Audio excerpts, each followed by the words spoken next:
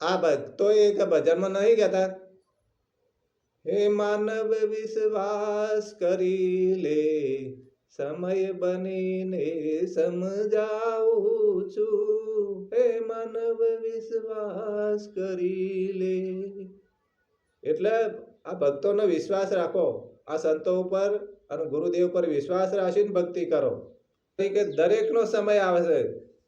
શ્રી કૃષ્ણ ભગવાનના પેલા અક્રૂરજી એમ કહેતા હતા કે કૃષ્ણ એમ કહે હેડો કે પેલા કંસ તો હાકાર બચાઈ રહ્યો છે, એને શું કરશો, ક્યારે મારશો તમે, ના તો બધું બાળકોને બધાને મારી નાખે. એટલે કૃષ્ણ એ વખત કહેતા કે એનો સમય આ સમયનો જે વખત સમય આવે ને તો જ કાર્ય થાય. દાખલા તરીકે વાલ્યો લૂંટારો હતો, એમને બધી રીતે એમને લૂંટતો હતો, લોકોના હાથ પગ કાપી દેતો, જે હોય દાગીના લઈ લેતો. ને જે વખત નારદ મુનિ મળ્યા અને એ વખતે એમને પૂછ્યું કે નારદ મુનિ જતા હતા ને પેલો વાલ્યો લૂંટારો કે જોગટા ઉભો રહે.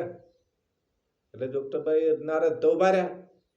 એમને કીધું કે ભાઈ મારા પાસે તો આર્ય સતાર છે, બીજું કોઈ સર નહીં, કે જે હોય આપી દે મને, કે હું આપી દઉં ખરા, પણ આ બધું કોના માટે, શું કરવાનું તમારે શું કામમાં આવશે આર્ય, કે ગમે તે કામમાં, અમે તો અમારે ભરણ પોષણ કરવા માટે આ કાર્ય કરું છું ને આર્ય વેચીને અમે બીજું કોક લાવીશું ને ઘેર જઈને લોકોને ખવડાવીશું, અમારા પરિવારને ખવડાવવું છે. એટલે કે એક કામ કર, હું આપું તો ખરા, પણ ઘરે જઈને તું એટલું ખાલી મારું એટલું કાર્ય કર કે ઘેર જઈને પૂછતાય કે ભાઈ આર્ય જે હું કર્મ કરી રહ્યો છું અને પાપ કરીને જે તમને ખવડાવું છું એમના પાપના ભાગીદાર તમે ઘરવાળીને કે છોકરાને પૂછી લાવજે ને તું પૂછજે કે ભાઈ અમુક મારા પાપના ભાગીદાર તમે બનશો.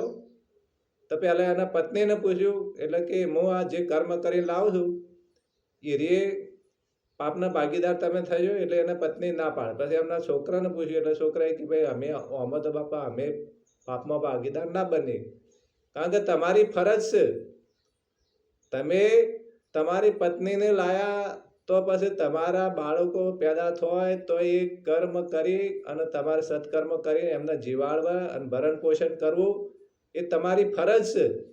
એટલે પાપ કરીને લાવો કે કોઈ પણ ચોરી કરીને લાવો કે મહેનત કરીને લાવો, એ ઘરવાળાનો પાપનો ભાગીદાર ના બને. એટલે જે કરે એને જ પાપ નડે. એથી પાછું દોડીને પાછા આવ્યા.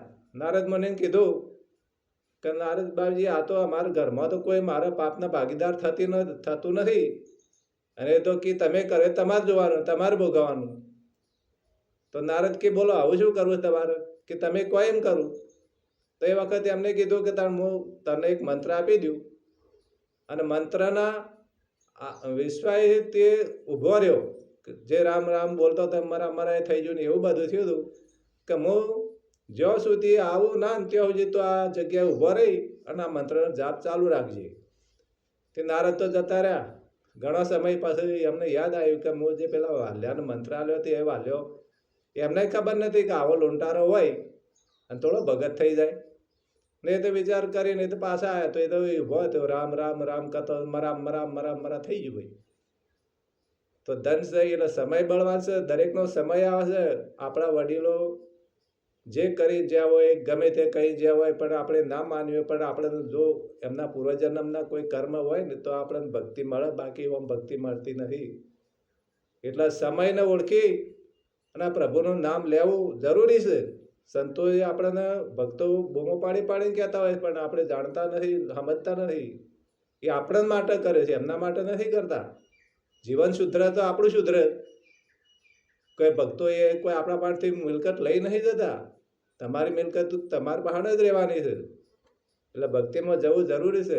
જય શ્રી રામ. ભક્તો ધન્ય છે.